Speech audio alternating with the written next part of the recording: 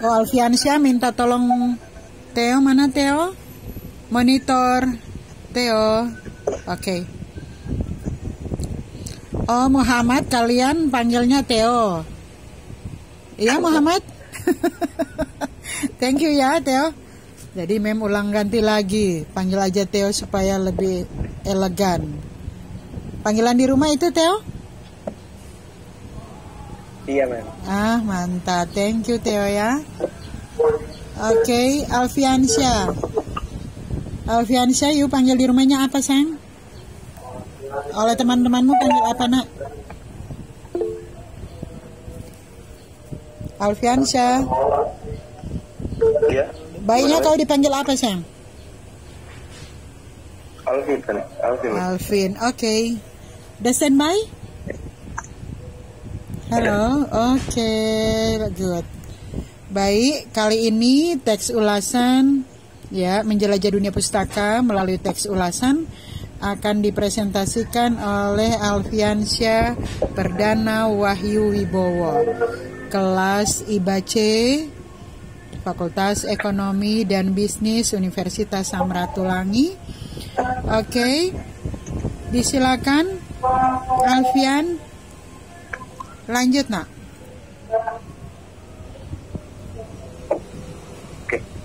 Baik, terima kasih atas kesempatan yang telah diberikan. Pada saat ini saya akan memaparkan teks ulasan saya terhadap buku yang saya pilih. Kita akan masuk kepada bagian yang pertama, yaitu pada bagian identitas dari buku ini. Judul buku ini yang saya pilih sebagai ulasan yaitu Teori Ekonomi Makro. Kemudian penulisnya adalah Priyono Supriyanto. Kemudian penerbit adalah Zipatama Publishing. Tahun terbitnya adalah 2016. ISBN 9786026930293. Bahasa yang digunakan adalah bahasa Indonesia yang formal. Volume buku adalah 18,5 x 27 cm. Jumlah halaman umum 176 halaman. Halaman yang terdapat angka Romawi yaitu 10 halaman, dan halaman dengan angka normal yaitu 166 halaman. Kita masuk pada bagian orientasi. Buku ini disusun dengan suatu harapan agar mahasiswa dapat mengikuti jalannya kuliah pengantar ekonomi makro dengan baik. Buku ini disusun terdiri atas konsep dan teori ekonomi makro yang terdiri atas 7 bab. Ide awal penyusunan buku ini dapat direalisasikan oleh Supriyanto almarhum dan Priyono yang saat itu masih bersama-sama menempuh studi di Universitas Negeri Malang. Semoga buku ini dapat bermanfaat bagi kita semua.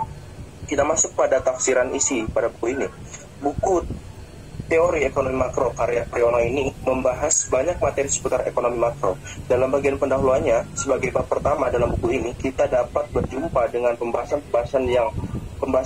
tentang analisa, permasalahan, dan macam-macam model kegiatan ekonomi.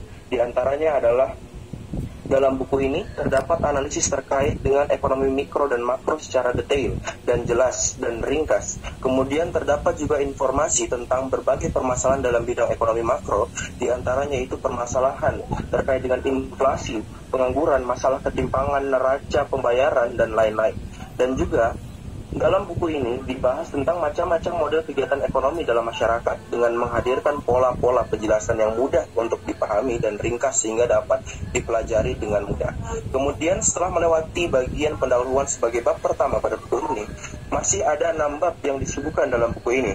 Pada bab kedua yang membahas tentang pendapatan nasional, dalam bagian ini dibahas pengertian dari pendapatan nasional itu sendiri, jenis-jenis cara perhitungan, hubungan antara konsep-konsep lain, dan cara pembagian pendapatan nasional. Beralih ke bab selanjutnya yaitu bab 3. Pada bab ini membahas tentang teori komunikasi yang membahas secara detail dan mendalam terkait dengan perilaku konsumsi pada lingkungan masyarakat, pola konsumsi, dan macam-macam teori konsumsi lain yang ada. Selanjutnya, pada bab keempat tentang teori investasi. Dalam bab ini dipaparkan macam-macam teori investasi, diantaranya adalah teori konvensional atau teori klasik dan teori dari G.M. Keynes. Kemudian dibahas juga soal investasi dan kapasitas produksi, dan yang terakhir adalah tata cara pelaksanaan investasi. Pada bab yang selanjutnya yaitu bab 5 tentang analisa pendapatan nasional dalam perekonomian tertutup sederhana.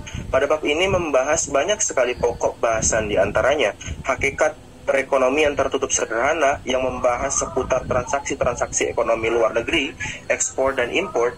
Kemudian pembahasan tentang fungsi konsumsi APC dan MPC, fungsi saving, APS dan MPS, hubungan antara MPC dan MPS, APC dan APS, yang membahas juga soal pendapatan nasional equilibrium, dan masih banyak lagi. Pada bab selanjutnya yaitu bab 6 dengan judul bab yaitu analisa kebijakan fiskal dalam perekonomian tertutup. Pada bab ini lebih condong membahas tentang permasalahan dalam kebijakan fiskal, diantaranya terdapat fungsi alokasi, distribusi, dan stabilisasi.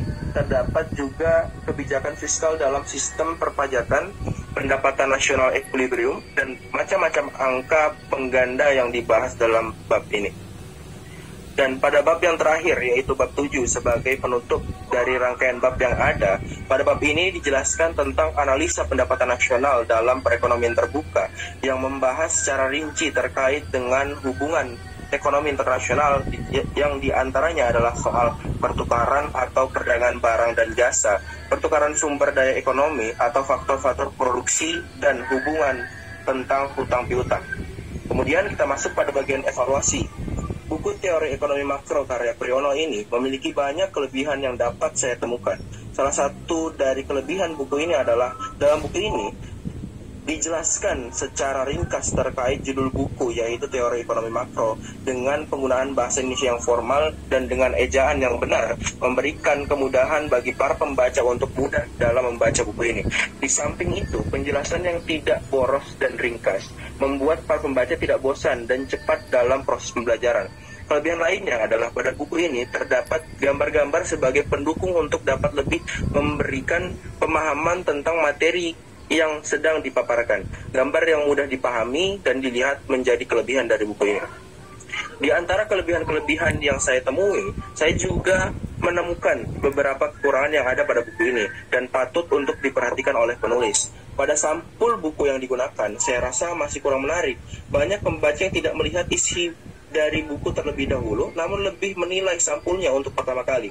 Ketika melihat buku ini disandingkan dengan buku lain, salah satunya adalah buku Pengantar Teori Ekonomi Makro dan Mikro dari Suherman Roshidi yang memiliki cover sampul yang menarik dan kekinian, akan membuat buku milik Priyono akan kalah saing dan tidak dihiraukan oleh pembaca. Di samping itu juga, bahasa yang formal yang digunakan dalam buku ini terkadang membuat pembaca seperti saya yang tergolong kaula muda membuatnya sedikit bosan. Apabila buku teori ekonomi ini dipadukan dengan zaman sekarang dengan penggunaan bahasa Indonesia yang baik, namun dengan menggabungkan unsur-unsur bahasa masyarakat milenial sehingga pembaca akan lebih nyaman dan merasa diperhatikan. Dan kekurangan yang terakhir yang saya temui dalam buku ini adalah kurangnya penggambaran masalah dengan menampilkan gambar yang sesuai dengan topik pembahasan. Hal ini saya rasa akan lebih memberikan efek terhadap pembaca, karena ketika sebuah teori dipadukan dengan penggambaran dari sebuah gambar, hal itu akan lebih mudah untuk dipahami. Kemudian kita masuk pada rangkuman evaluasi. Setelah kita baca dan lihat dari buku karya Priyono ini, tentunya kita telah menemukan banyak kelebihan dan juga tidak luput akan kekurangannya. Buku Priyono ini memiliki keunggulan pada bagian isi, materi, dan juga penggunaan bahasa yang formal dengan ejaan yang benar, dan kelebihan lain seperti grafik-grafik dan gambar analisa yang membantu untuk menyempurnakan teori-teori yang ada. Namun hal yang kurang pada buku ini ketika kita bandingkan dengan buku yang lain adalah pada bagian sampul covernya, yang saya rasa hal ini cukup penting untuk diperhatikan. Dan juga pada situasi sekarang di era kaum milenial yang haus akan informasi, sepatutnya lah kita menyesuaikan gaya penulisan dan pola bahasa dengan para penikmat buku agar buku ini akan lebih banyak diminati lagi. Mungkin hanya itu presentasi terhadap ulasan yang telah saya buat. Terima kasih. Oke, terima kasih Alfiansyah. Ini memang suka banget. Suka bangetnya di apa? Bukan soal yang lain-lainnya ya. Maksudnya memang suka banget karena coba Alfiansyah coba presentasikan lagi soal di bagian awalnya, Nak. Cover booknya di bagian identitas boleh sayang? Bagian identitas. Iya, bagian identitas kan itu ada bagian atas sayang. Ya, ke atas. Pada bagian. Iya ini. Ini identitasnya. Lagi, No. Cukup aja seperti ini. Nah, tadi kalau tidak salah ya, ada juga yang sudah membahas tentang ini. Siapa tadi? Saya, Ma'am. Jasenia langsung. Nah, coba perhatikan. Jadi ulangi lagi bahwa Anda mau bahas buku yang sama sekelas, mau membahas buku yang sama sekalipun, maaf ya, tidak masalah. Kenapa tidak masalah? Karena buku yang Anda bahas itu dengan bahasa, ketika Anda membahas dengan bahasamu sendiri, pasti akan sangat berbeda bahasanya. Betul tidak? Bahasa dari Alfiansyah dengan Jasenia sama enggak kira-kira? Jasenia? Beda-beda. Beda banget dong. Jadi tadi yang dibahas oleh Jasenia dan yang dibahas oleh Alfiansyah itu sangat berbeda. Kendati judul bukunya sama. Nah, jadi buat Mem tidak masalah. Kenapa? Karena pandangan persepsi orang terhadap buku yang dia rilis untuk direview itu akan menggunakan bahasanya sendiri dengan tidak meninggalkan bahasa Indonesia yang baku. Nah, ini keren. Mem suka kenapa? Karena tidak berbeda jauh apa yang dibahas oleh Jasenia. Jasenia juga tegas membahas tentang buku itu menurut versinya Jasenia. Janesia kasih mana Jene? Ya. Aduh, kasihan Ikau. Sorry Mem, salah sebut lagi. Nah, terus Alfiansyah juga tegas sekali membahas tentang teori ekonomi makro. Nah, itu Mem suka. Karena memang benar-benar detail dan sangat menyentuh banget. Ditambah lagi cara membawakan Jasenia dengan Alfiansyah dari cara menyampaikan aksen-aksennya, atau boleh membilang modulasi dari keduanya itu berbeda. Kalau Alfiansyah, maaf ya, kalau Mem nilai secara keseluruhan, memperhatikan secara keseluruhan, Alfiansyah, tunggu sebentar, ada yang memberikan komentar tentang Alfiansyah dan Jasenia? Silakan. Silakan yang mau memberikan komentar, jangan cuma semua Mem. Silakan yang mau memberikan tanggapan, silakan. Biasanya Tumbel langsung tampil, biasanya Renaldo, biasanya Muhammad, biasanya lain-lain. Silakan, mana Kanaya? Silakan. Tidak ada? Oke. Kalau kenapa kayaknya tidak berani ya komen? Alfiansyah, Jasenia, mereka takut memberikan komentar kah atau seperti apa? Kalau Alfiansyah tampil layaknya seperti presenter sebuah stasiun TV. Ya, jadi seperti melaporkan sesuatu, ya pokoknya keren. Jadi tegas juga membahas, Mem salut. Jasenia juga dengan versinya yang berbeda. Kemudian teman-teman yang lainnya luar biasa juga mau menyampaikan dengan pembawaan mereka masing-masing. Jadi sekali lagi Alfiansyah, banyak terima kasih ya Muhammad sudah membantu Alfiansyah untuk share screen-nya. Oke, kita lanjut untuk berikutnya, silakan.